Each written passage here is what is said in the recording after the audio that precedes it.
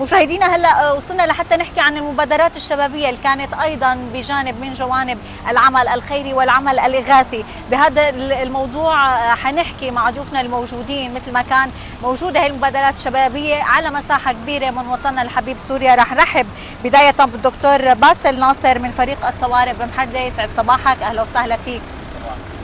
شرفتنا. يمكن دكتور باسل، كنا قبل مع مجموعة من ضيوفنا فيما يتعلق بالعمل الخيري والعمل الإغاثي، توقفنا عند موضوع مهم هو نشر ثقافة الوعي والعمل التطوعي. إذا بدنا نحكي فيما يتعلق بهذا الموضوع، لكن بداية خلينا نتعرف عن فريق الطوارئ بمحردة.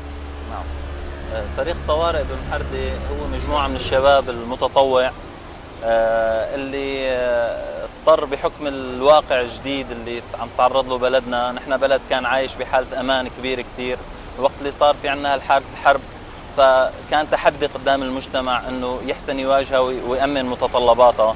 ف بمنتصف 2012 تعرضنا لحادث كبير، كان في عدد إصابات كتير كبير، وبالرغم من الإمكانات الكبيرة لمحردة كمركز طبي بالمنطقة والكوادر البشرية الكبيرة، لكن حدثت حالة فوضى لأنه بالأساس غير مستعدين لهالحالات هاي بهالشكل.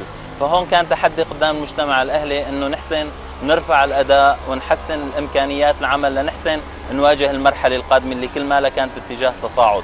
وهون نشأت الفكرة من مجموعة من الشباب اللي كان عملهم تطوعي بامتياز يعني، وتطورت بالتدريج لتوصل لمراحل متقدمة.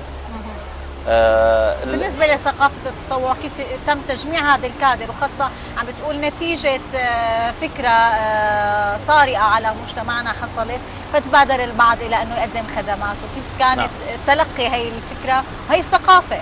نعم، نحن طبعا لنا ثقة كبيرة كثير بمجتمعنا وبإنساننا أنه قادر ومعطاء، وقت التحديات قادر يكون بحجمها يعني. فبدأ العمل صغير بدون شك، وكان انه نحط الاسس لننظم العمل والامكانات الموجوده اللي هي متوفره اساسا بالمجتمع، بس يمكن كان ادائها بالحد الادنى لانه ما كان في حاجات كبير لها.